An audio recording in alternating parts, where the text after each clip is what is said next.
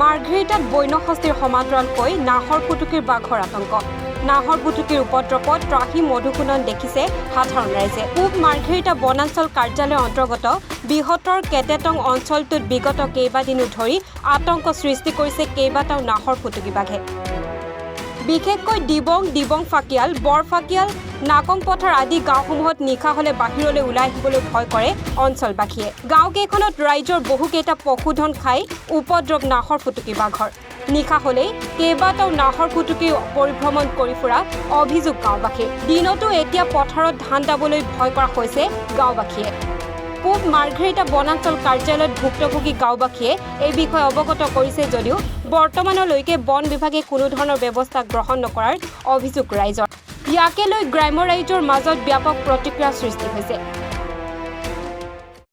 যোৱাকালি এই পথাৰতে গৰু বান্ধিছিলে, তো এনেই কুকুৰকে চিঞৰি আছে, কিন্তু এনে ভাবে কেনেকৈ কুকুৰে চিঞৰিছে, কিবা নেউল চেউল আহিছে নেকি, তো এই নাজানে নহয় মানুহবিলাকে। তো এইটোৱে কথা আৰু। কিমান দিনৰ পৰা ইয়াত বাঘৰ উপদ্ৰৱ হৈ আছে? এই এতিয়া হ'ল যোৱা বছৰৰ পৰা হৈ আছে। বহুত মানুহৰ গৰু ছাগলী খালে। এতিয়া এই পিঠাগুটিটো খালে, তাৰপিছত এই 1 নম্বৰ হেৰিটো খালে। হয় দাদা, আপোনাৰ এই অঞ্চলটোৰ নাম কি? আমাৰ এইটো নাকুম পথাৰ, 2 নং নাম পথাৰ। হয়, আপোনালোকে যিহেতু আপুনি এতিয়া পথাৰৰ পৰা আহি থকা দেখিছোঁ, পথাৰত ভয় লাগে নেকি বাঘৰ কাৰণে? ভয় লাগিবই কথা। এতিয়া এটি ভয়ে ভয়ে আমাৰ বোৱাৰীহঁতে ধান কাটি আছে, তো আছে নেকি আকৌ ওচৰতে, কি ঠিকনা। এতিয়াতো বাগান হৈ গ'ল, বহুতৰ বাগানৰ তলে তলে সোমাই আছে নেকি। হয়, এক প্ৰকাৰে নিশা হ'লেই ৰাইজ এতিয়া ওলাবলৈ ভয় কৰা হৈছে নেকি? নিশা হ'লে এইবোৰ হ'ল বনৰীয়া বস্তু, দিনত হ'লে লুকাই থাকে ক'ৰবাত গাঁতে চাতে, হয় নহয়? ভয় লাগিয়ে আছে।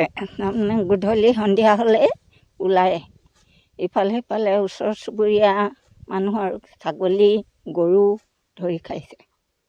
হয়, আপোনালোকৰ ধান দাবলৈ আমাৰ মুখৰ আগৰ ফ্ৰণ্টৰ ঘৰৰো ছাগলী এটা খালে বাঘে আহি। কিমান দিনৰ পৰা আকৌ উপদ্ৰৱ এতিয়া আমাৰ পথাৰত এতিয়া হেৰি ওলাইছে আৰু গৰু পোৱালি এটা মাৰিলে, সেনেকুৱা। হয়, কিমান দিনৰ পৰা বাঘে ইয়াত উপদ্ৰৱ এতিয়া 2 মাহমান হ'ব নেকি, 2 মাহমান হ'ব।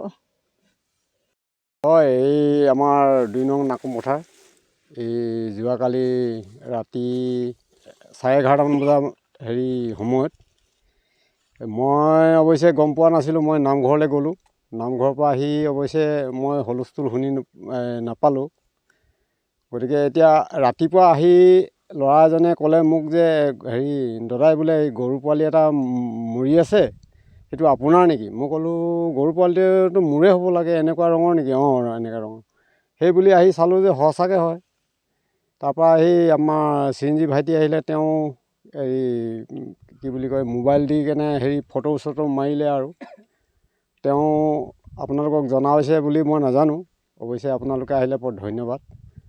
গতিকে এইভাগে হুলস্থুল আজি ভালেমান দিনেই হ'ল, আপোনাৰ এমাহমানেই হ'ল এই শুনি থকা। অৱশ্যে দিবং অঞ্চলতে শুনি আছোঁ, আৰু আমাৰ ইয়াত আজি প্ৰথম এই 2 নং নামপথাৰত প্ৰথম আজি এইটো ঘটনা। গতিকে এতিয়া আমাৰ বন বিভাগসকলে কি ব্যৱস্থা লয় তেওঁলোকে জানিব। বন বিভাগক আপোনালোকে আৰু খবৰ দিছে নেকি? বন বিভাগক আমি খবৰ দিয়া নাই, দিবং ৰাইজে দিছে, আৰু তেওঁলোকে কি এটা সিদ্ধান্ত লৈছে তেওঁলোকে জানে আৰু। গতিকে অতি সোনকালে বন বিভাগে এইবিলাক তেওঁলোকৰ জীৱ জন্তুক মানে ৰক্ষা কৰিলে ভাল হয়, আৰু আমিও অলপ মুক্তি পাম। আমাৰো গৰু ছাগলী আৰু নানা ৰকম এতিয়া খেতিপথাৰৰ কথা হয়, মানুহকো কেতিয়াবা আক্ৰমণ কৰিব পাৰে। গতিকে এইখিনিৰ কাৰণে আমি তেওঁলোকক এই জীৱ জন্তু যাতে তেওঁলোকৰ উদ্ধাৰ কৰে, আমি এই কামনা কৰিছোঁ। হয়, কেইটা বাঘ আছে বুলি আপোনালোকে সন্দেহ কৰে? আমি সেইটো নাজানো কিন্তু দেই। গতিকে মই অৱশ্যে নাই দেখা, কেইটা বাঘ আছে সেইটো নাজানো। অৱশ্যে সিফালেও শুনি পাওঁ, ইফালেও শুনি পাওঁ। এতিয়া সেইটো সঠিক আমি ক'ব নোৱাৰোঁ। হয়, এই বাঘেই মৰা বুলি কিয় সন্দেহ কৰিছে আপোনালোকে? বাঘে মাৰিছে মানে বাঘৰ খোজ পাইছোঁ যেতিয়া আমি ডাইৰেক্ট মানে সন্দেহ ধৰিছোঁ আৰু সাক্ষাৎ মানুহে দেখিছে, দিবঙৰ ৰাইজে দেখিছে। গতিকে সেইটো কাৰণে আৰু আমিও এইটো সন্দেহ কৰিলোঁ আৰু মই নিজে খোজটো চাই গম পালোঁ যে এইটো বাঘৰ খোজ। গতিকে ইয়াততো আৰু অন্য এনেকুৱা জীৱ জন্তুৱে খাব নোৱাৰে আৰু মই সাক্ষাৎ যিটো দেখিলোঁ মানে এইটোতো বাঘে খাইছে। এফাল খালেই মানে কলিজা চলিজা তাৰপৰা পেটৰ কামিহাৰ চামিহাৰ এফাল খালে মানে চাইছোঁ ভুৰখিনি ওলাই আছে। মাৰ্ঘেৰিটাৰ পৰা অভিজিত কাকতিৰ প্ৰতিবেদন এনিভাৰত 24। জুবিন গাৰ্গৰ গীতসমূহৰ ওপৰত আধাৰিত গানে কি আনে নামৰ এটা সুন্দৰ অনুষ্ঠান আপোনালোকৰ ওচৰলৈ আহি আছে অতি শীঘ্ৰে। অহা 15 আগষ্টৰ পৰা ধেমাজিৰ পৰা প্ৰথম অডিশ্যন আৰম্ভ হ'ব আৰু সেই অডিশ্যনৰ যোগেদি বিভিন্ন কণ্ঠশিল্পীসকলে যিসকলে এই অনুষ্ঠানত যোগদান কৰিব বিচাৰে তেওঁলোকে এই অডিশ্যনৰ যোগেদি আগবাঢ়ি আহক আৰু জুবিন গাৰ্গৰ বহুত ভাল লগা গান আমি সদায় শুনি আহোঁ আৰু আপোনালোকৰ যদি ভাল লগা গান থাকে জুবিন গাৰ্গৰ আপোনালোকে গাই ভাল পায় তেন্তে অডিশ্যনত যোগদান কৰক। মোৰ ফালৰ পৰা আন্তৰিক শুভকামনা থাকিল এই সম্পূৰ্ণ অনুষ্ঠানটোলৈ। ধন্যবাদ।